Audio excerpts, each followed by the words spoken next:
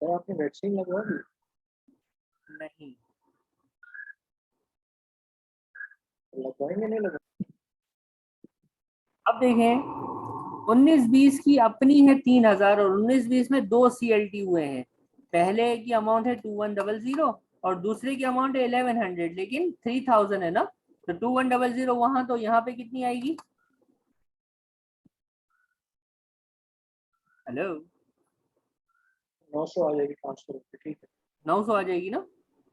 जी जी Danish, yes sir. यहाँ तक कोई मसला? 19-20 की 3000 है, दो हुए हैं। क्रोनोलॉजिकल ऑर्डर का मतलब है जो पहले हुआ है पहले वहां से माइनस फिर इसके बाद वाले से, उस टेक्सचर के अंदर। इस टेक्सचर में दो हुए थे, 19-20 ऊपर लिखा हुआ था, एक था 2100, तो पहले 2100 से पहले वो उसकी डेट आ रही थी तो उससे, और बाकी अब वो है 1100 की अमाउंट, लेकिन एग्जाम्शन कितनी बची है? सिर्फ 900, तो कितनी यहाँ से माइनस हो गई? 900। कोई मसला है यहाँ तक? नहीं सर। नहीं इसका सर जी। मसला नहीं है। लेकिन अब 19-20 का पिछला साल कौन सा होता है?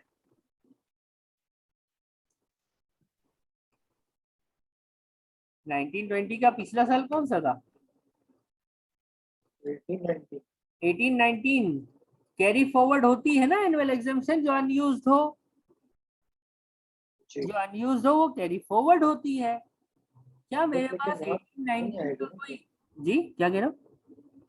पर इसमें इस साल में तो अच्छा सेम ही है, ठीक है ठीक है, सेम एक साल तक कैरी फॉरवर्ड होती है। अब 19-20 की जी पहले अप्लाई हुई और पिछले साल पे नजर डाली हमने, क्या कोई जी वर्किंग यहाँ हुई भी है छोटी सी कोने में कहीं, ये कि जिसमें हमें पता चल रहा है कि 18-19 की अनयूज कितनी है?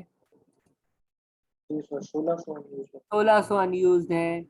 मेरे पास यहाँ पे 1100 था, 900 ऑलरेडी मैंने deduct कर दिया है। अब यहाँ कितना बचा हुआ है? 200 बचे। 200 बचा है। एग्जाम्शन पिछले साल की कितनी अवेलेबल है? 1600। तो क्या ये 1600 इस 200 में कवर कर सकते हैं? जी सर।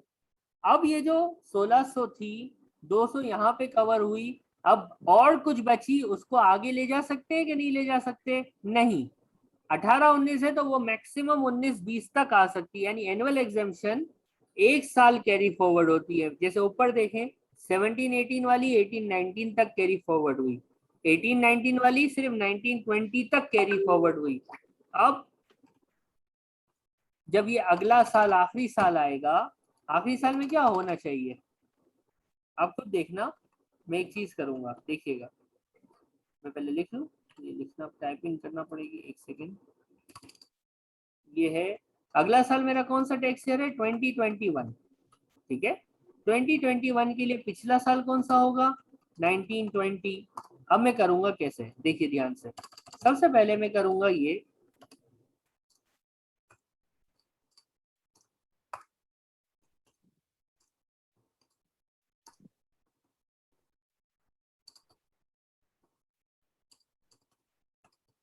जी सबसे पहले मैं क्या करूंगा, मैं ये करूंगा कि भाई 2021 की एग्जाम्शन है कितनी खुद की?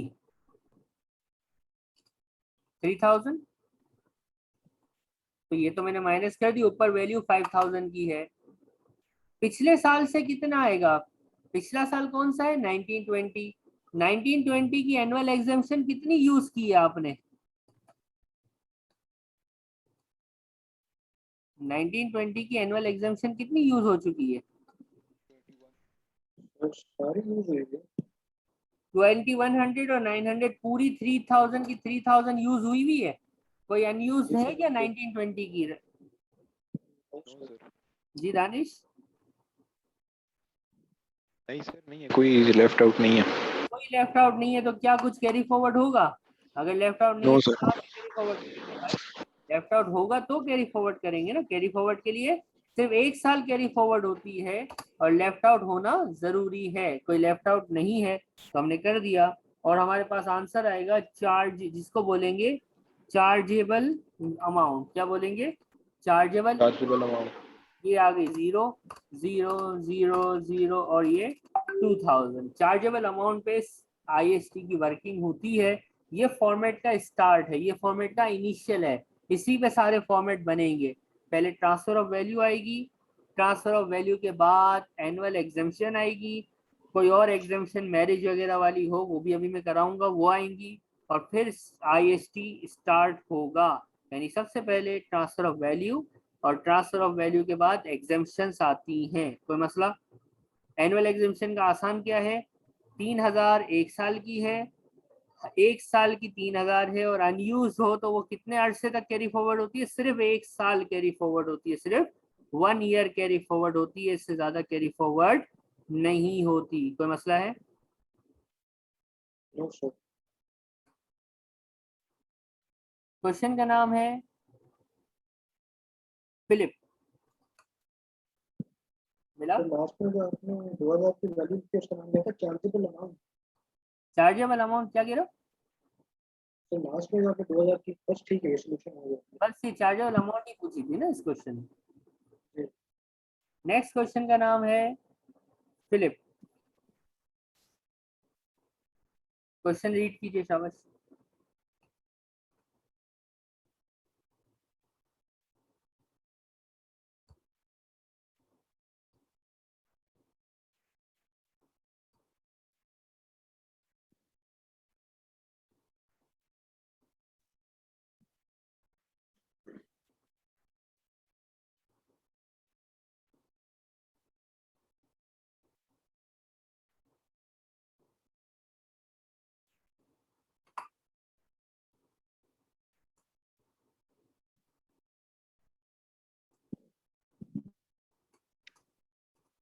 रीड किया क्वेश्चन को? जी सर। अब मेरी बात ध्यान से सुनो। नंबर ए पढ़ रहा हूँ, नंबर ए। क्या किया इसमें? अनकोटेड शेयर्स 5,25,000 के फैमिली कंपनी में किसको दे दिए? फिलिप एक लड़की है, किसको दिए इसमें? तो हस्बैंड को दे दो। हस्बैंड को दे दिए। हस्बैंड को देना क्या होता है? तो एग्जाम ट्रांसफर है। एग्जेम्प्ट। ठीक है, क्यों एग्जेम्प्ट होता है? Inter spouse transfer, inter spouse transfer. ये फॉर्मेट में नहीं आता। ये जो टोटली एग्जाम चीजें होती हैं वो कॉलम्स में नहीं आती, वो अलग से ऊपर लिख दी जाती हैं। बात समझ आ रही है?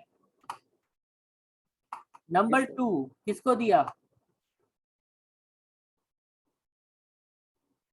बेटे को देते। बेटे को देना, इंसान का इंसान को देना इज कॉल्ड पेट।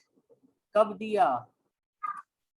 तो वेडिंग प्रेजेंट, हाँ इसमें वेडिंग प्रेजेंट लिखा हुआ है हाँ, आगे। तो बस बेटा है ना। Wedding present is okay fine. Wedding present में कुछ अमाउंट एग्जाम्प्ट है, टोटली एग्जाम्प्ट तो नहीं है ना।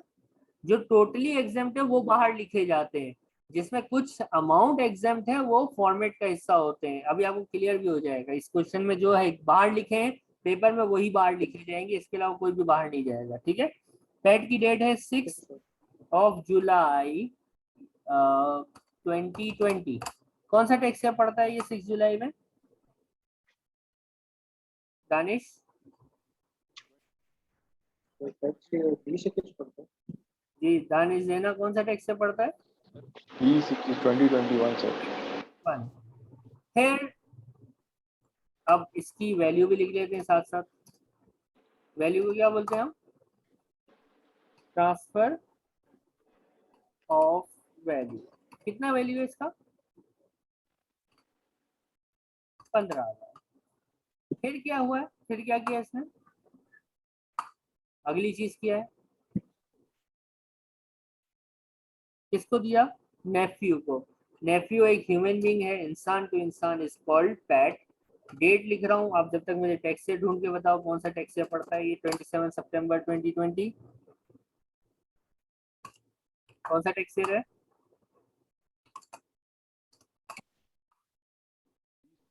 हेलो, आवाज आ रही है? 2021 बनता है सर। ठीक, अब आइए मुझे आवाज। क्या कह रहे हो दानिश? 2021। 2021। इसके बाद क्या है? फ्रेंड को दिया है। कितने का है?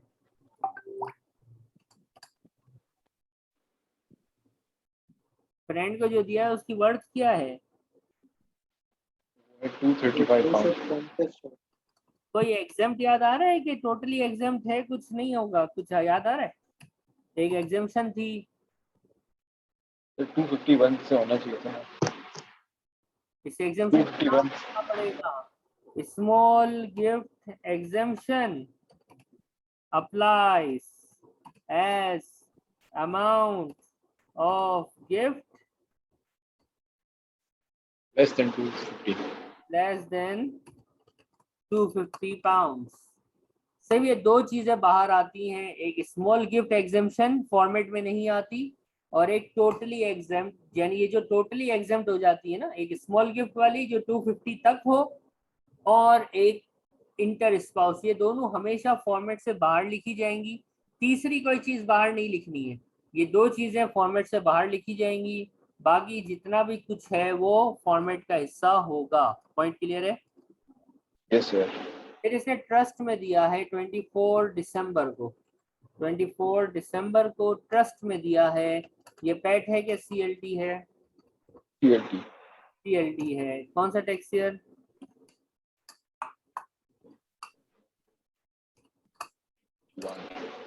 हमारा टैक्स ईयर 2021। कोई प्रॉब्लम? अब आते हैं एग्जाम्पशंस के ऊपर। जी बोले। नहीं सर, मैं कह रहा हूँ सबसे पहले याद रखना, पहले मैरिज एग्जाम्पशन अप्लाई होगी हमेशा, सीक्वेंस है पहले, वो जो फॉर्मेट में भी सीक्वेंस है ना, तो पहले मैरिज एग्जाम्पशन लिखी है मैंने, तो पहले मैरिज एग्जाम्पशन अप्लाई करनी है और एनुअल एग्जाम्पशन सबसे आखिरी में अप्लाई करनी है। एनुअल एग्जाम्पशन कब अप्लाई करनी है? सबसे आखिरी में। मैरिज एग्जाम्पशन क्या तीनों गिफ्ट्स पे अप्लाई होगी? एक मेरा आपसे सवाल है, क्या मैरिज एग्जाम्पशन तीनों गिफ्ट्स पे अप्लाई होगी कि सिर्फ एक पे या दो पे, किस पे?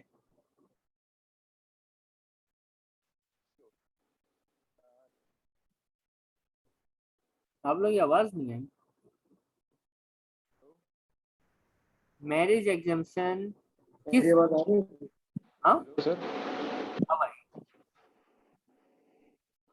जी बोले बोले। सर मेरा वो कनेक्शन कट गया था सर। सवाल क्या, मैरिज एग्जाम्पशन मैरिज एग्जाम्पशन क्या तीनों पे अप्लाई होगी, दो पे होगी, एक पे होगी, किस पे होगी? सर बस ये 15,000 के ऊपर होगी जो सिर्फ वेडिंग प्रेजेंट है। 1000 वेडिंग प्रेजेंट पे अप्लाई होगी। कितनी? मैरिज एग्जाम्पशन तो तीन है ना, 5000 भी है, 2500 भी है और 1000 भी है।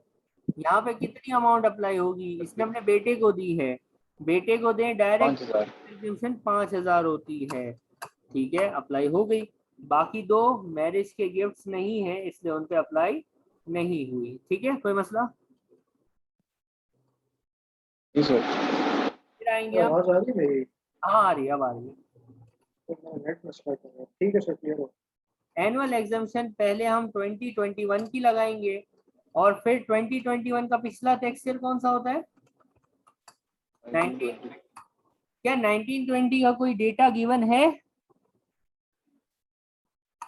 क्या क्वेश्चन में 1920 का कुछ बताया है? साइलेंट है? सर्टिफिकेट बता रहा है, हाँ साइलेंट है, पूरा पूरा न्यूज है। साइलेंट है, इसका मतलब अनयूज्ड होगी। आप मुझे बताओ 15,000 में 5,000 माइनस किया होगा तो क्या आंसर बचा होगा? 10,000। चला है। पूरी की पूरी 3,000 यहाँ से खत्म हो जाएगी।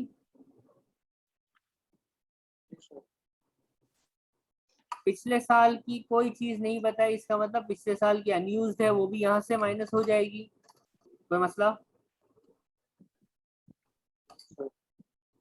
क्या ये तीनों एक ही टैक्स ईयर में है? ये तीनों एक ही टैक्स ईयर में गिफ्ट हुए हैं तो यस, 3 ऑफ देम जो है वो एक ही टैक्स ईयर में गिफ्ट हुए हैं।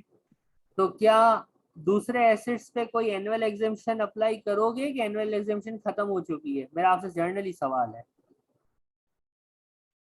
खत्म हो गया ना?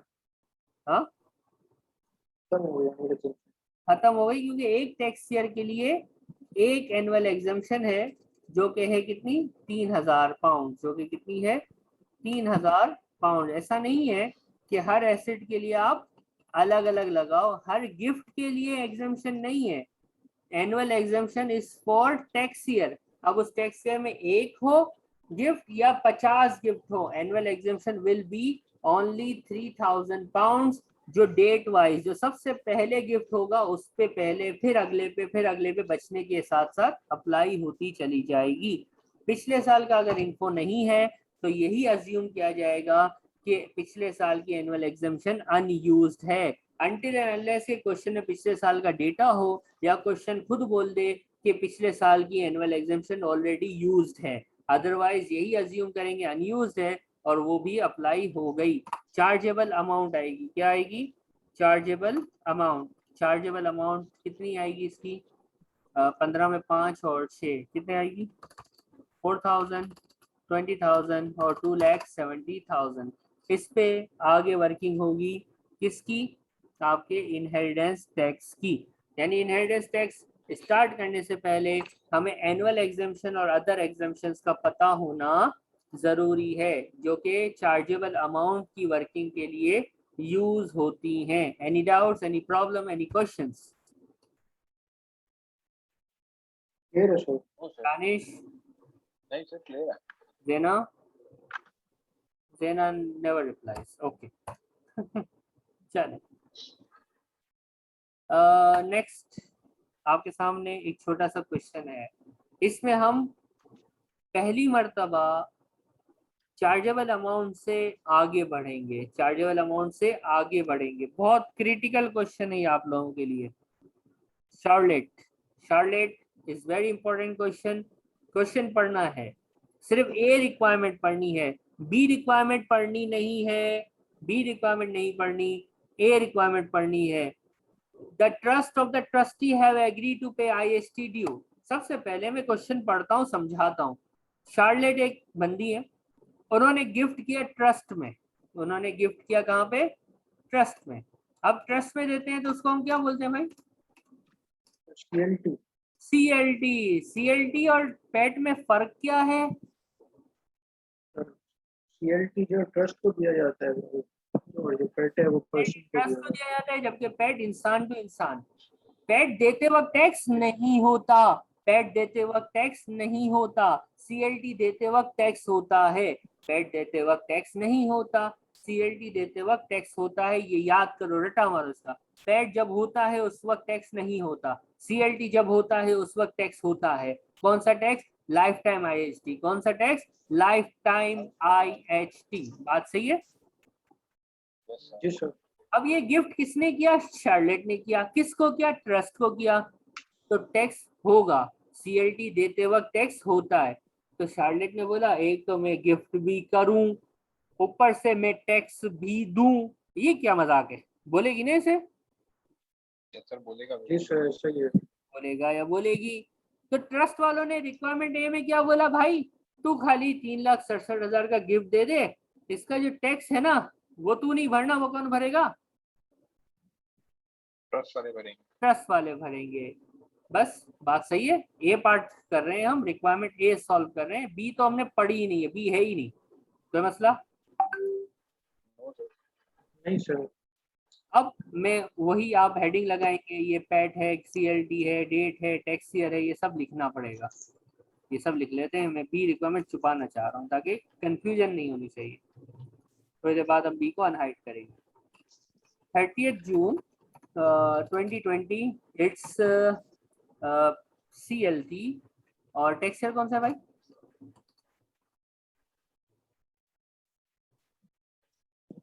सर। अपना प्यारा टैक्स ईयर 2021 वाला टैक्स ईयर है। ठीक है, आगे बढ़ेंगे। ट्रांसफर ऑफ वैल्यू लेंगे। ट्रांसफर, एक टाइपिंग करनी मुश्किल होती है, ऑफ वैल्यू कितनी है? 366,000।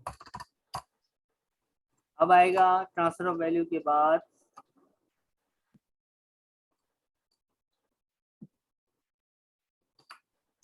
मैरिज वगैरह तो नहीं है ना? ये ट्रस्ट की शादी थोड़ी होती है कि मैरिज का गिफ्ट होगा। सीधा सीधा एनुअल एग्जेम्पशन, जिस साल की है उस साल की पहले, 2021 का पहले, विच इज 3,000।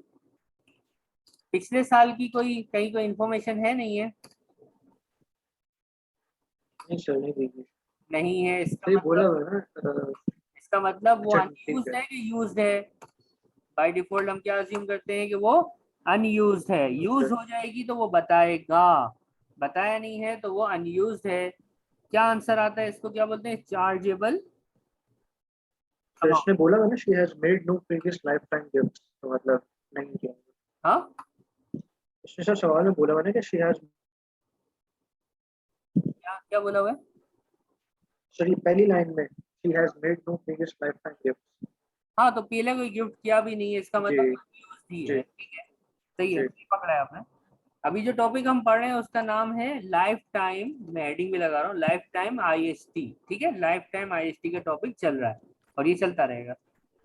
चार्जेबल अमाउंट कितनी आएगी 366 में से, अगर हम 3 और 3 6000 माइनस करें तो 360,000 आ जाएगी, कोई मसला? No sir. यहाँ तक कोई कंफ्यूजन? नहीं सर, कोई नहीं सर। एक होता है अब नई चीज, nil rate band, nil rate band, NRB, NRB 3,25,000 for the tax year 2021, ये एक नील रेट बैंड है। बैंडिंग सिस्टम पढ़ा है ना कि कौन सी Yes, इनकम sir. कहाँ फॉल करेगी, तो 3,25,000 तक की इनकम पे 0% टैक्स होता है। 3,25,000 की चार्जेबल अमाउंट, अब वर्ड्स देखो, वर्ड्स क्या बोल रहा हूँ मैं, वैल्यू नहीं बोल रहा, मैं वैल्यू ऑफ ट्रांसफर नहीं बोल रहा, मैं बोल रहा हूँ 3,25,000 तक की सी ए, सी ए, सी ए मीन्स चार्जेबल अमाउंट, ये शॉर्ट फॉर्म्स याद रखना, आगे मैं बहुत यूज करूंगा। पैट, सी एल टी, सी ए, सी ए किसको बोला मैंने, चार्जेबल अमाउंट को, ठीक है, सी ए चार्जेबल अमाउंट। 3,25,000 तक की चार्जेबल अमाउंट पे टैक्स माफ है। क्यों माफ है भाई, ये नील रेट बैंड है, नील रेट बैंड पेपर में गिवन होगा, नील रेट बैंड पेपर में गिवन होगा, माफ है, इसका मतलब क्या कर देना चाहिए, चार्जेबल अमाउंट में प्लस कर दूं कि माइनस कर दूं, क्या करूं?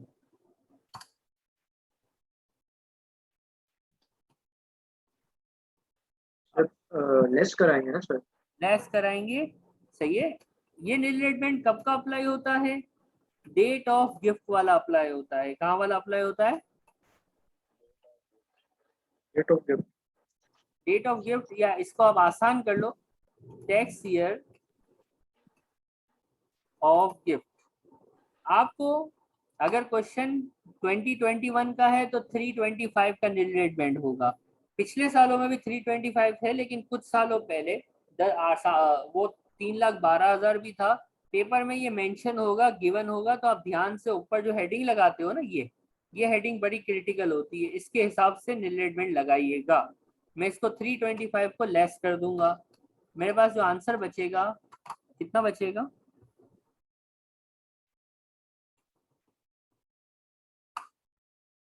कितना बचेगा, सर 35 बच रहा इसको बोलते हैं 35,000, इसको बोलते हैं टैक्सेबल अमाउंट, इसको क्या बोलते हैं, Taxable amount. इस टैक्सेबल अमाउंट पे रुक गया, इस पे लगेगा आईएसटी, कौन सा वाला आईएसटी पढ़ रहे हैं हम, है लाइफ टाइम वाला। लाइफ टाइम आईएसटी पढ़ रहे हैं। यहाँ पे देखिए मैं इसको कर रहा हूँ क्लोज, क्लोज का मतलब अंडरलाइन, क्लोज हो गया ये। अब मैं लिखूंगा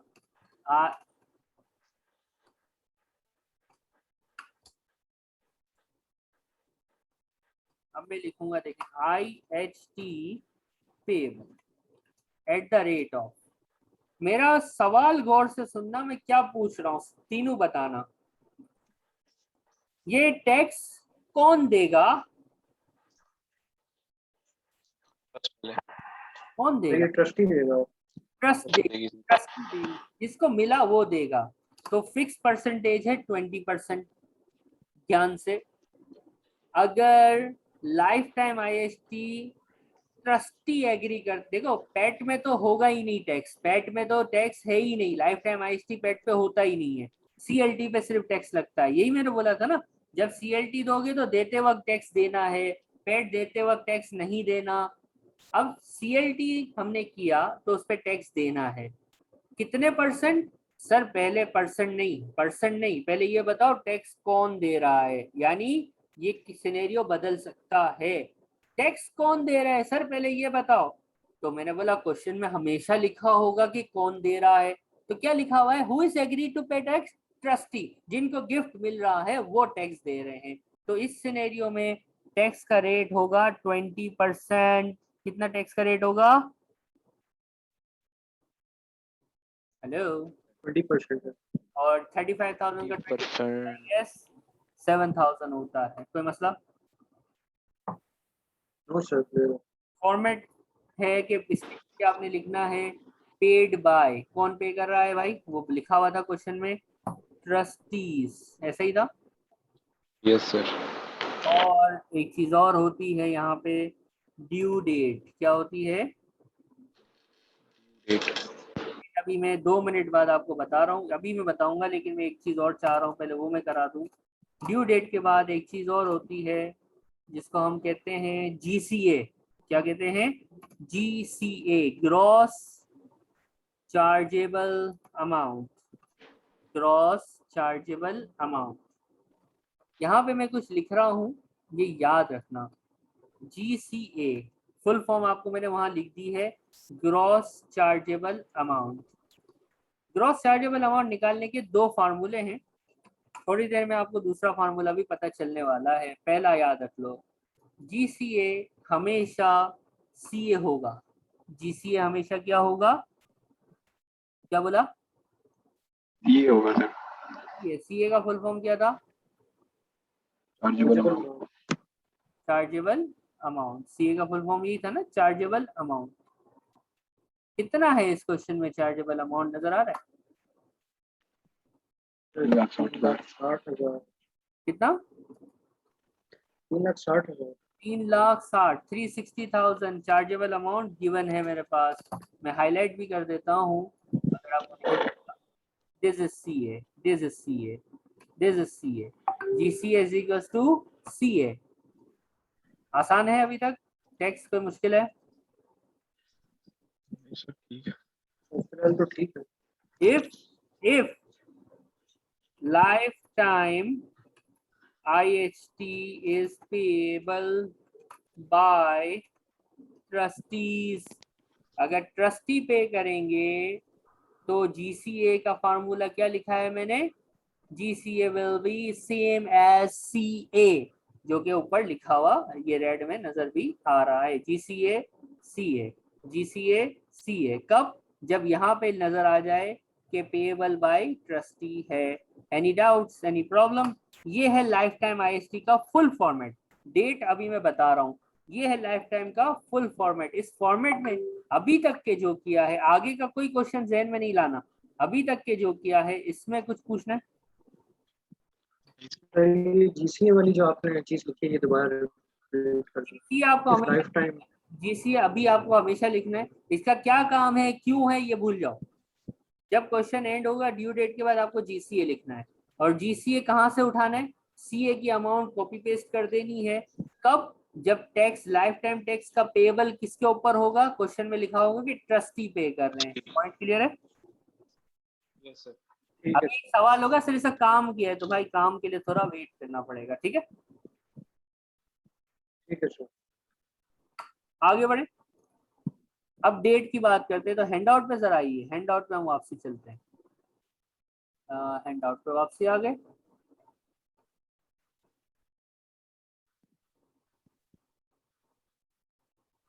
ये देखें एक चीज लिखी हुई है यहाँ, ये याद करनी पड़ेगी भाई। अगर CLT 6 अप्रैल से 30 सितंबर के बीच में हुआ हो, अगर CLT 6 अप्रैल से 30 सितंबर के इन बिटवीन हुआ हो तो ड्यू डेट अगले साल, अगले साल की 30 अप्रैल होती है। अगर CLT 6 अप्रैल से 30 सितंबर के बीच में हुआ हो तो ड्यू डेट नेक्स्ट ईयर की 30 अप्रैल होती है। कोई मसला?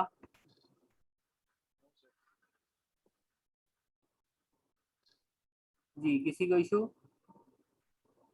ये रिपीट कर दो सर, मेरा ये लाइन का मसला कर रही है। नेट का मसला है। ये दानिश, जो आपने हाईलाइट किया हुआ अगर CLT 6 अप्रैल से 30 सितंबर के बीच में हो तो जो ड्यू डेट होती है वो होती है 30 अप्रैल अगले साल। जो ड्यू डेट होती है वो क्या होती है? 30 अप्रैल अगले साल। लेकिन अगर जो CLT है वो 1 अक्टूबर से 5 अप्रैल तक हो तो फिर इसकी ड्यू डेट होती है 6 मंथ के बाद, यानी जो महीना है CLT का उसको छोड़ दो, उसमें 6 महीने प्लस कर दो और उसकी लास्ट डेट जो होगी वो उसकी होगी ड्यू डेट।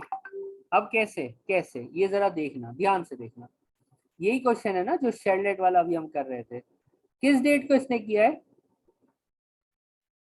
डेट क्या है,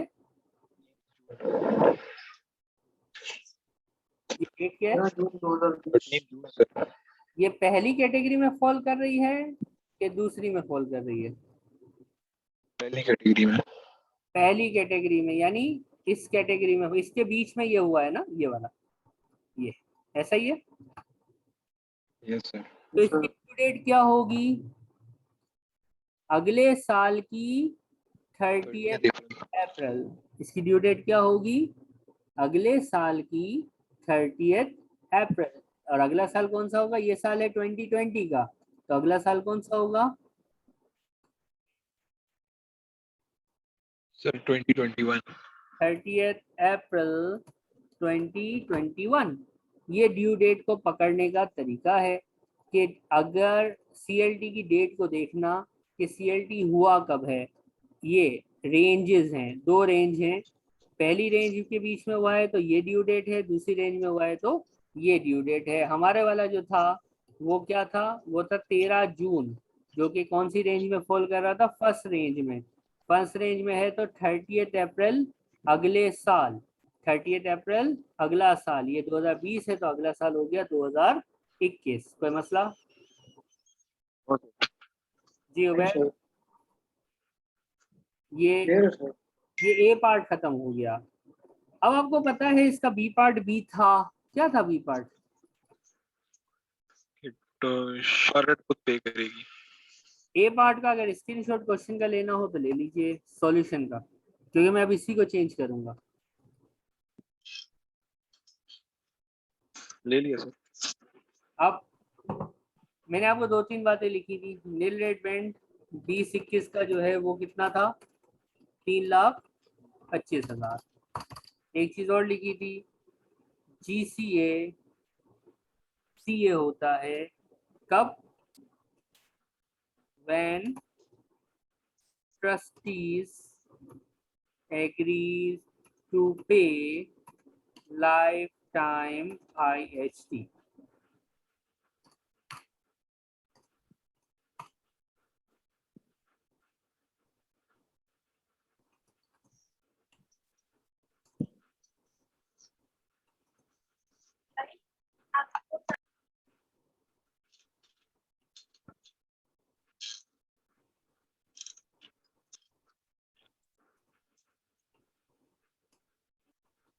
जी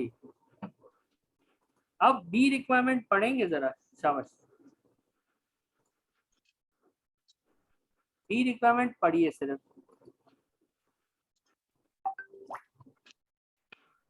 पढ़ ली B requirement. Charlotte has agreed to pay the tax. फर्क दो हैं, कितने डिफरेंस हैं, आवाज नहीं आ रही आप लोगों की, कितने डिफरेंस हैं, यस सर, दो फर्क है। पहला डिफरेंस ये है कि जो परसेंटेज है ना, टैक्सेबल अमाउंट तक कोई चेंज नहीं होगा, टैक्सेबल अमाउंट तक वर्किंग सेम है। टैक्स डोनर दे, डोनर किसको बोलते हैं, जिसने गिफ्ट किया, इस केस में डोनर शार्लेट है, डोनर दे टैक्स या ट्रस्टीज दें, टैक्सेबल अमाउंट तक की वर्किंग सेम है, टैक्सेबल अमाउंट तक कोई फर्क नहीं आता, फर्क परसेंटेज में आता है। मैं आपसे पूछ रहा हूं, अगर ट्रस्टी टैक्स पे कर रहे थे तो परसेंटेज ऑफ IHT क्या था, लाइफ टाइम IHT का परसेंटेज कितना था, कितना था, 20%। 20%। लेकिन अगर डोनर खुद यानी शार्लेट खुद पे करे तो ये परसेंटेज जो है वो 20 नहीं, ये परसेंटेज हो जाता है 25%। ये परसेंटेज 20% नहीं रहता, ये परसेंटेज हो जाता है 25%। There are two differences. पहला डिफरेंस ये है कि अगर डोनर खुद टैक्स पे करे तो IHT का रेट जो है वो 20 से 25% हो जाता है। ट्रस्टी अगर IHT पे करते हैं तो रेट 20% है, और डोनर अगर खुद IST पे करता है तो the rate will be 25%. You got my point. Yes, sir. दूसरा जी है सर. GCA की वर्किंग. जब ट्रस्टी टैक्स पे करते हैं तो GCA is equal to CA होता है. GCA क्या होता है? हमेशा किसके बराबर हो जाता है? CA के बराबर. जैसे कि लास्ट एग्जांपल इसी के A पार्ट में था. लेकिन मैंने एक चीज और लिखी है कि जब डोनर खुद, ये मैंने अब जो पिंक में हाईलाइट किया है उसमें लिखा हुआ है कि जब डोनर खुद क्या करे? होशियारी करे और कहे कि मैं टैक्स खुद भरूंगा, तो GCA कैसे निकलेगा? GCA विल बी CA मतलब चार्जेबल अमाउंट, जो कि 3,60,000 इस क्वेश्चन में नजर आ रही है, प्लस ड्यू IST, जो IST आपने निकाला है, जो कि इस केस में 8750 है. तो GCA plus life time IST हो जाएगा GCA निकालने के लिए. बात याद रखने की है, दो डिफरेंसेस. पहला डिफरेंस है परसेंटेज में. डोनर अगर खुद टैक्स पे करता है, होशियारी बोलता हूं मैं इसको, होशियारी करता है, तो IST का रेट होगा लाइफ टाइम का 25%. ट्रस्टी अगर टैक्स पे करते हैं तो लाइफ टाइम IST का टैक्स होगा 20%. 20%. दूसरा और आखिरी डिफरेंस GCA. अगर ट्रस्टी पे कर रहे हैं टैक्स तो GCA एग्जैक्टली सेम होगा चार्जेबल अमाउंट के. लेकिन अगर डोनर पे कर रहा है लाइफ टाइम IST तो GCA जो है वो CA, उसका फॉर्मूला बनेगा CA plus life time IST जो आपने ऊपर निकाला होगा. यह है लाइफ टाइम IST के दो सिनेरियो, या तो डोनर टैक्स पे करेगा या ट्रस्टीज टैक्स पे करेंगे. Any problem? No, sir. Mister Rubaid Khan. Clear, sir. Clear, sir.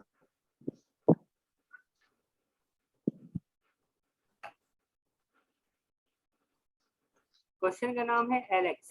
मिला? But थोड़ी देर की ब्रेक दे देते हैं. चले थोड़ा ब्रेक ले लेते हैं. कितनी 10 मिनट का ब्रेक ले लें? जी सर, काफी.